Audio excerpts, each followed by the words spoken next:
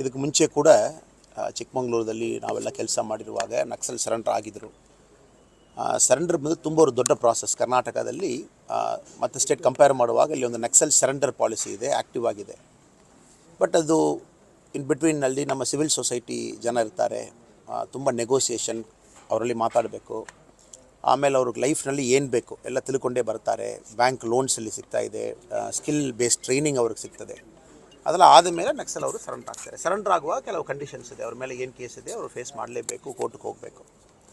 But ಈ surrender process ಸ್ವಲ್ಪ doubt ಬರ್ತಾ ಇದೆ ನೋಡುವಾಗ. ಕಾರಣ ಒಂದು ಮೈನ್ ನಕ್ಸಲ್ ತುಂಬ ವರ್ಷ ಜನ ಹುಡುಕ್ತಾ ಇದ್ದಾರೆ. ಇವನ್ ನಕ್ಸಲ್ ಎನ್ಕೌಂಟರ್ ಕೂಡ ಸ್ವಲ್ಪ ಡೌಟ್ ಈ ಇಶ್ಯೂದಲ್ಲಿ. ವಿಕ್ರಮ್ ಗೌಡ ಒಂದು ಮನೆಯಲ್ಲಿ ಬಂದಿದ್ದರು, ಆ ಮನೆಯಲ್ಲಿ ಪಕ್ಕದಲ್ಲಿ ಇರುವವರೆಲ್ಲ ಮೀಡಿಯಾದಲ್ಲಿ ಬೇರೆ ಬೇರೆ ಇಂಟರ್ವ್ಯೂ ಕೊಟ್ಟಿದ್ದಾರೆ. ಪೊಲೀಸರು ಮುಂಚೆ ಬಂದಿದ್ದರು, ಮನೆಯೆಲ್ಲ ಕ್ಲಿಯರ್ ಮಾಡಿ ಇಟ್ಟಿದ್ದರು. ಆಮೇಲೆ ಸಡನ್ ಎನ್ಕೌಂಟರ್ ನ್ಯೂಸ್ ಬಂದಿತ್ತು. ಎನ್ಕೌಂಟರ್ ಆದ ತಕ್ಷಣ ನಕ್ಸಲ್ ಸರೆಂಡರ್ನು ಸರ್ಕಾರ ಹೇಳ್ತಾ ಇದ್ದಾರೆ.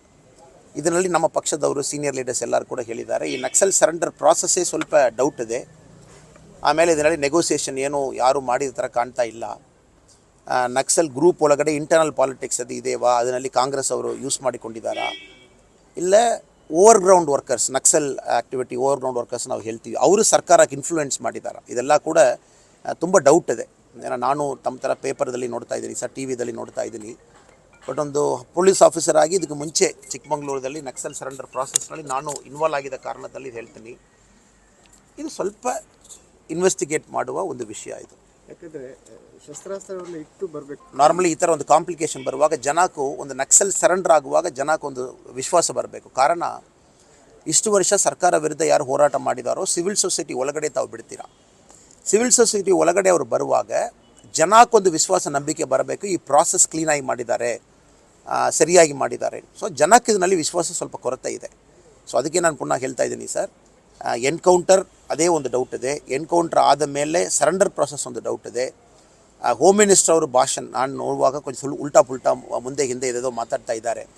ಸೊ ಇದರಲ್ಲಿ ಬೇರೆ ಯಾರು ಇನ್ಫ್ಲೂಯೆನ್ಸ್ ಮಾಡಿದ್ದಾರೆ ಸರ್ಕಾರಕ್ಕೆ, ಈ ಪ್ರಶ್ನೆ ಬರ್ತಾ ಇದೆ.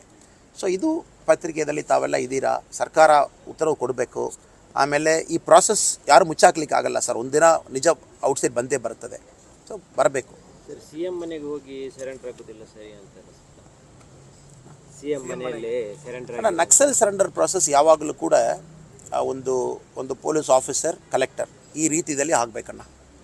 ಸೊ ಚಿಕ್ಕಮಗಳೂರಲ್ಲಿ ಇದಕ್ಕೆ ಮುಂಚೆ ಕರ್ನಾಟಕದಲ್ಲಿ ದೊಡ್ಡ ಲೆವೆಲ್ದಲ್ಲಿ ಆಗಿದ್ದ ಸರೆಂಡರ್ ಬಂದು ಚಿಕ್ಕಮಗಳೂರು, ಅಲ್ಲಿ ಒಂದು ಡಿಸ್ಟ್ರಿಕ್ಟ್ SP ಅವರು, ಡಿಸ್ಟ್ರಿಕ್ಟ್ ಕಲೆಕ್ಟರ್ ಅವರು, ಆಮೇಲೆ ಸಿವಿಲ್ ಸೊಸೈಟಿ ಗ್ರೂಪ್ ಯಾರು ಪ್ರಾಸೆಸ್ ಮಾಡಿದ್ದಾರೆ ಇವರು ಮುಂಚೆದಲ್ಲಿ ಕಲೆಕ್ಟರ್ ಆಫೀಸ್ನಲ್ಲಿ ಸರೆಂಡರ್ ಆಯಿತು.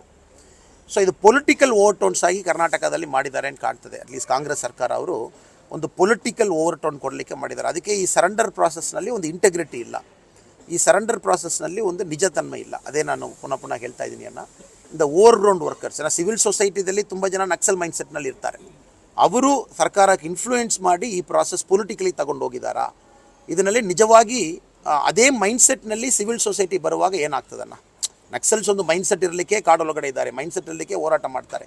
ಅದೇ ಮೈಂಡ್ಸೆಟ್ ತಗೊಂಡು ಬಂದು ಸಿವಿಲ್ ಸೊಸೈಟಿ ಒಳಗಡೆ ತಾವು ಬಿಡುವಾಗ ಪಾಲಿಟಿಕ್ಸ್, ಡೆಮೋಕ್ರಸಿ ಎಲ್ಲದಲ್ಲಿ ಕೂಡ ಪ್ರಾಬ್ಲಮ್ ಆಗ್ತದೆ. ಸೊ ಸರಿ ಇಲ್ಲ ಅಣ್ಣ. ಈಗ ಅದೇ ಥರ ಎಲ್ಲ ಕಡೆಯಲ್ಲಿ ಕೂಡ ಸರೆಂಡರ್ ಆಗ್ತಾರೆ. ಸ್ಪೆಷಲಿ ನಾರ್ತ್ ಈಸ್ಟ್ ಹೋಗುವಾಗ ಮಿಲಿಟೆಂಟ್ ಸರೆಂಡರ್ ಆಗ್ತಾರೆ. ಪ್ರಾಸೆಸ್ ಎಲ್ಲ ಆದ ಮೇಲೆ ಅದು ಹೋಮ್ ಮಿನಿಸ್ಟರ್ ಇರ್ಬೋದು, ಚೀಫ್ ಮಿನಿಸ್ಟರ್ ಇರ್ಬೋದು, ಪ್ರಾಸೆಸ್ ಆದ ಮೇಲೆ ಒಂದು ದೊಡ್ಡ ಒಂದು ಸಭೆಯಲ್ಲಿ ಮಾತಾಡ್ತಾರೆ. 200, 300, 500, 1000 ಜನ ಮಿಲಿಟೆಂಟ್ಸ್ ಎಲ್ಲ ನಾರ್ತ್ ಈಸ್ಟ್ನಲ್ಲಿ ಸಾಧಾರಣ. ಬಟ್ ಇದನ್ನಲ್ಲಿ ಎಲ್ಲಿಗೂ ಒರಿಸ್ಸಾದಲ್ಲಿ ಈ ಥರ ಆಗಿಲ್ಲ ಅಲ್ವಣ್ಣ. ಒಂದು ವಿಕ್ರಮ್ ಗೌಡ ಒಂದು ಆ ಥರ ಒಂದು ಮನುಷ್ಯ ಎನ್ಕೌಂಟರ್ನಲ್ಲಿ ಒಂದು ಡೌಟು. ಅದಾದ ಮೇಲೆ ವಿತಿನ್ 2-3 ಡೇಸ್ನಲ್ಲಿ ಸರೆಂಡರ್ ಪ್ರಾಸೆಸ್ಸು. ಅದಾದ ಮೇಲೆ ನಮ್ಮ ಎಲ್ಲರಿಗೂ ಗೊತ್ತು, ಸಿದ್ದರಾಮಯ್ಯನವರು, ಕಾಂಗ್ರೆಸ್ ಸರ್ಕಾರ, ಅದಕ್ಕೆ ಮುಂಚೆ ಗೌರಿ ಲಂಕೇಶ್ ಹಳೆಯ ತಾವು ಹಿಸ್ಟ್ರಿ ಎಲ್ಲ ನೋಡುವಾಗ ಎಲ್ಲರೂ ಕೂಡ ಹಳೆಯ ಹಿಸ್ಟ್ರಿ ಗೊತ್ತು. ಅದ್ರ ಬಗ್ಗೆ ನಾನು ಮಾತಾಡಲಿಕ್ಕೆ ನಾನು ಇಷ್ಟಲ್ಲಣ್ಣ, ನಿಮಗೆ ಗೊತ್ತಲ್ಲ.